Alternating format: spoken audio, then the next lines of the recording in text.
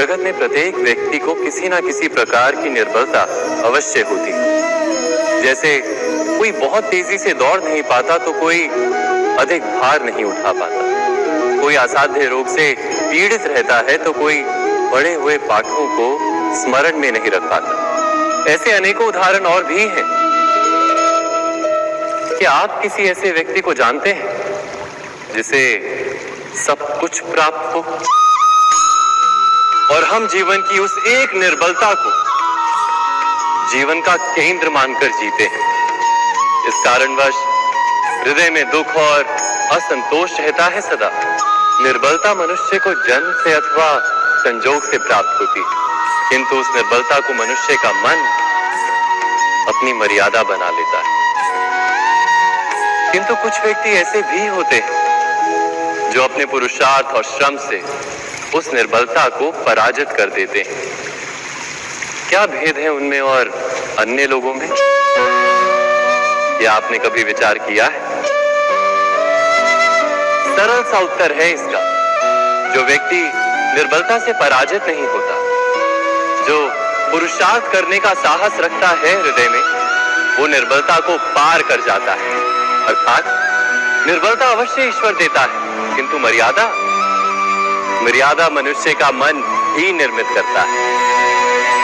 स्वयं विचार कीजिए।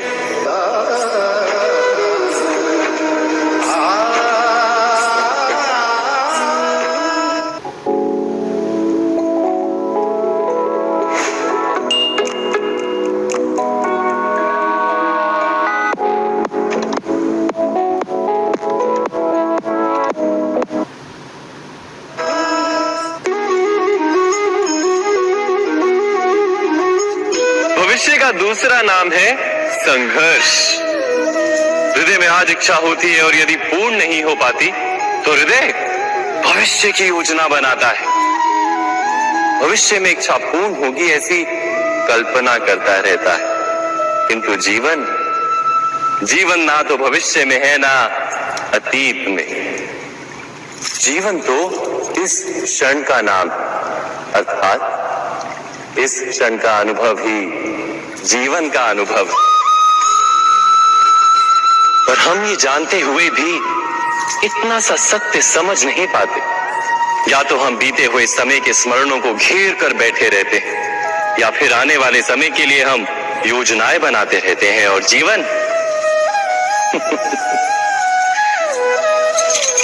जीवन बीत जाता है। एक सत्य यदि हम हृदय में उतार लें कि ना हम भविष्य देख सकते हैं, ना ही भविष्य निर्मित कर सकते हैं, हम तो केवल धैर्य और साहस के साथ भविष्य को आलिंगन दे सकते हैं, स्वागत कर सकते हैं भविष्य का। तो क्या जीवन का हर पल जीवन से नहीं भर जाएगा? स्वयं विचार कीजिए।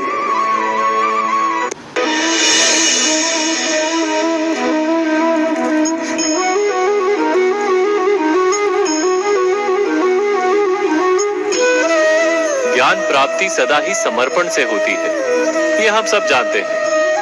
किंतु समर्पण का वास्तविक महत्व क्या है? क्या हमने कभी विचार किया? मनुष्य का मन सदा ही ज्ञान प्राप्ति में विभिन्न बाधाओं को उत्पन्न करता है। कभी किसी अन्य विद्यार्थी से ईर्ष्या हो जाती है, कभी पढ़ाए हुए पाठों पर संदेह जन्मता है, और कभी गुरु द्वारा दिया गया दंड मन को अहंकार से भर देता है। नहीं, क्या ऐसा नहीं होता?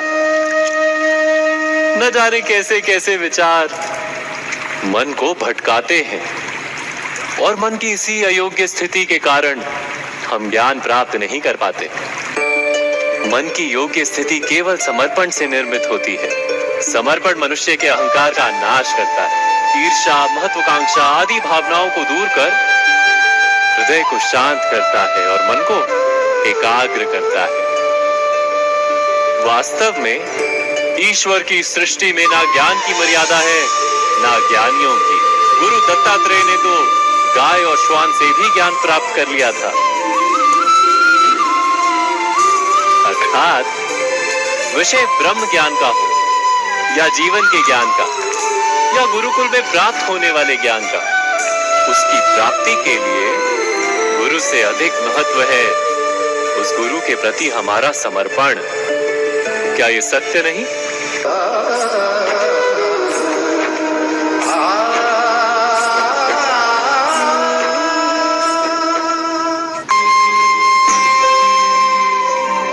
प्रत्येक मनुष्य के जीवन में ऐसा क्षण अवश्य आता है जब सारे स्वप्न, सारी आशाएं, सारे दृश्य ध्वस्त हो जाते हैं। जीवन के सारे आयोजन ही बिखर जाते हैं।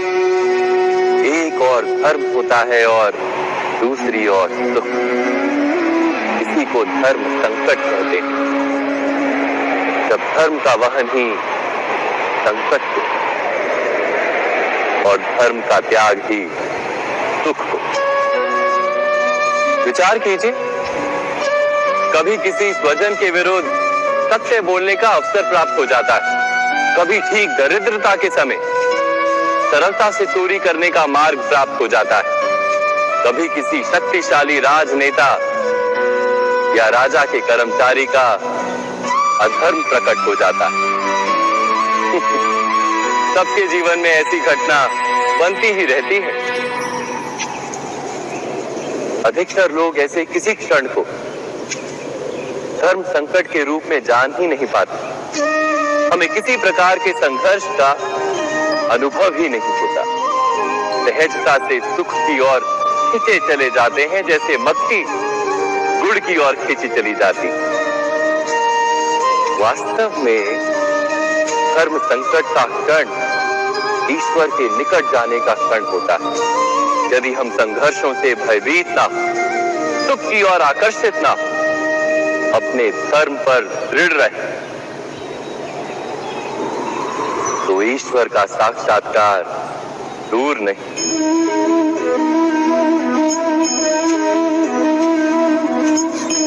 पवन से युद्ध करने वाला पत्ता यदि पेड़ से गिरता है तो भी आकाश की ओर उठता है। पवन से झुकने वाली घास वही भूमि पर रह जाती।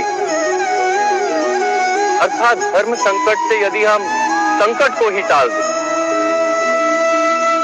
सुख तो मिलता है, जीवन बढ़ता है, किंतु क्या चरित्र नहीं टूटता?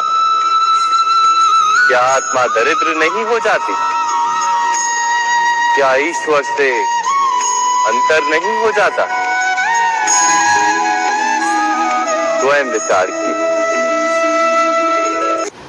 दो व्यक्ति जब निकट आते हैं तो एक दूसरे के लिए सीमाएं और मर्यादाएं निर्मित करने का प्रयत्न अवश्य करते हैं। हम यदि सारे संबंधों पर विचार करें तो देखेंगे इन सारे संबंधों का आधार यही सीमाएं हैं जो हम दूसरों के लिए निर्मित करते हैं। और यदि अनजाने में भी कोई अन्य व्यक्ति इन सीमाओं को तोड़ता है तो उसी क्षण हमारा हृदय क्रोध से भर जाता है। इन सीमाओं का वास्तविक रूप क्या है? क्या हमने कभी विचार किया? सीमाओं के द्वारा हम दूसरे व्यक्ति को निर्णय करने की अनुमति नहीं देते। अपना निर्णय उस व्यक्ति पर थोपते, अर्थात किसी की स्वतंत्रता का अस्वीकार करते हैं। और जब स्वतंत्रता का अस्वीकार किया जाता है तो उसका हृदय दुख से भर जाता है। और जब वो सीमाओं को तोड़ता है तो हमारा हृदय क्रोध से भर जाता है। क्या ऐसा नहीं होता?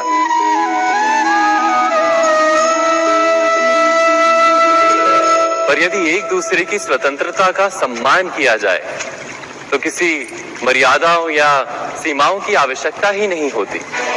अर्थात जिस प्रकार स्वीकार किसी संबंध का देह है, क्या वैसे ही स्वतंत्रता किसी संबंध की आत्मा नहीं? स्वयं विचार की।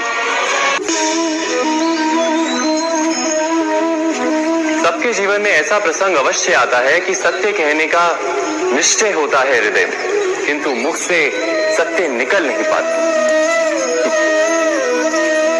कोई भय मन को घेर लेता है। किसी घटना अथवा प्रसंग के बारे में बात करना या फिर स्वयं से कोई भूल हो जाए उसके बारे में कुछ बोलना, क्या ये सत्य है? नहीं, ये तो केवल तथ्य है। अर्थात जैसा हुआ था वैसा केवल बोल देना सामान्य सी बात है।